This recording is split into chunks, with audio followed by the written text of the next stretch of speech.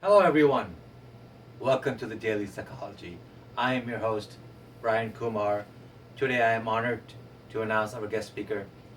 Our guest speaker, B.F. Skinner, is arguably one of the most influential psychologists this world would ever come upon. He's changed this world with his experiments regarding reinforcement and punishment. Without him, who knows where our understanding of behavior would be today. Without a doubt, this man, certainly one we are absolutely honored to have here. Ladies and gentlemen, please welcome B.F. Skinner. Hey Brian, thank you very much for having me. I'm a big fan of your show, Daily Psychology. It's ever a pleasure, Mr. Skinner. So please, Mr. Skinner, tell me what interested you in psychology. Well, Brian, I wasn't always interested in psychology. In fact, when I was a teenager, I wanted to be a novelist. However, when I was at Harvard, I studied a lot of the work done by Ivan Pavlov. Topics Pavlov discussed, such as introspection and mentalism, got me thinking. I wanted answers. I wanted to learn more. When Pavlov discussed classical conditioning, particularly through his work with the salivary gland, I was ambitious to learn more. Could we shape behavior? Could I control more than I think I could? All of these thoughts ran through my head, and I wanted answers. I felt like I was obliged to know. Well, that's truly amazing. I heard squirrels had some impact in your life. Would you like to explain? So anyway, when all of these questions were racing through my head, I tried to apply them to everywhere I found in nature. I went outside of my dorm and I saw these squirrels run through the grass. I thought to myself, could I condition this situation? Could I shape behavior of these squirrels? Oh, that's very cool. Mr. Skinner, now could you give us a full overview of your experiment? So it all began, Brian, when I was in the Harvard Psychology Lab.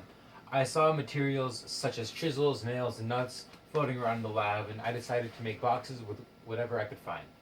I made a few boxes out of cast off wires and nails. So where does that lead to? So then, when I was in the lab, still all of these thoughts that Pavlov mentioned were racing through my head. Like I said earlier, I tried to apply them everywhere I found in nature.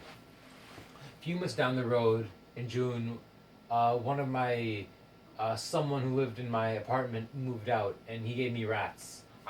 Experimented with the rats in the boxes, and was able to come to the conclusion that the rats would press the levers in the boxes if the rats were rewarded with food.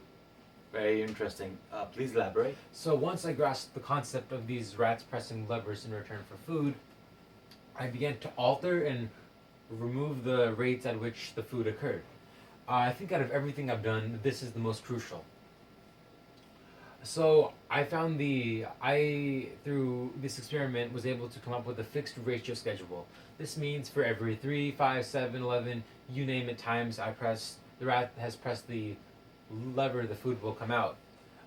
It was interesting to see that this modification changed the way the animals thought. It was cool to see how their behavior changed. Wow, very intricate. Anything else you wanted to talk about? So after I discovered my fixed ratio schedule, I explored the concept of extinction. During the concept of extinction, I took out food entirely, the reinforcer. And through this experiment, I came to the conclusion that the rats would stop pressing the lever if the reinforcer, the food, was gone. Wow, that's truly riveting.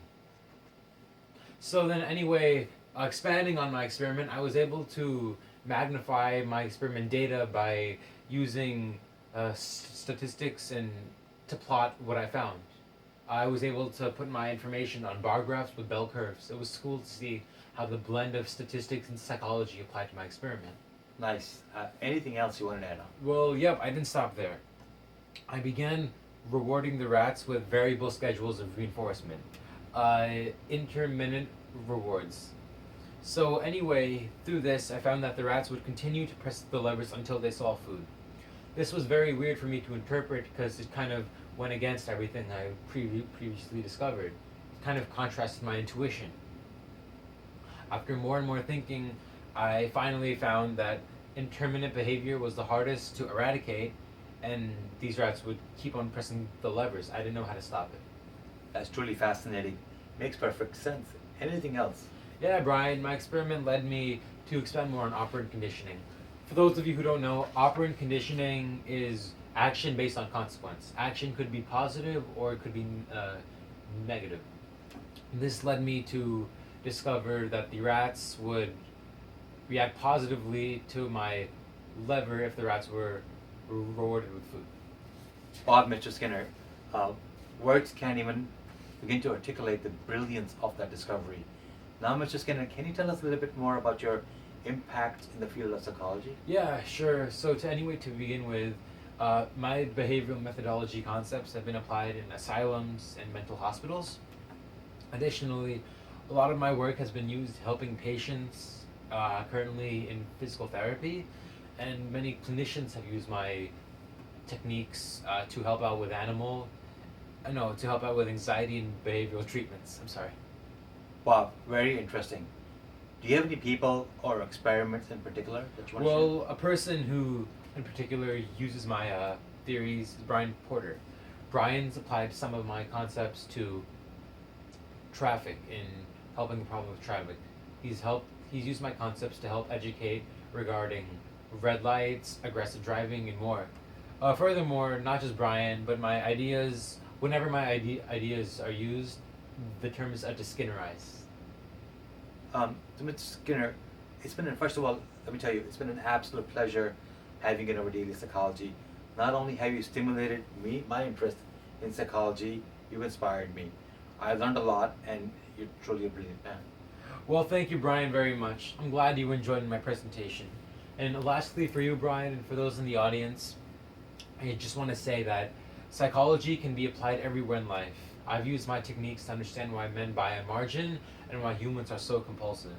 That's why I love psychology so much. It can be applied everywhere. It's all about the application of the tools that you discover. Sure thing, Mr. Skinner. You got that right. It's truly a great time having you on the show. And once again, ladies and gentlemen, B.F. Skinner.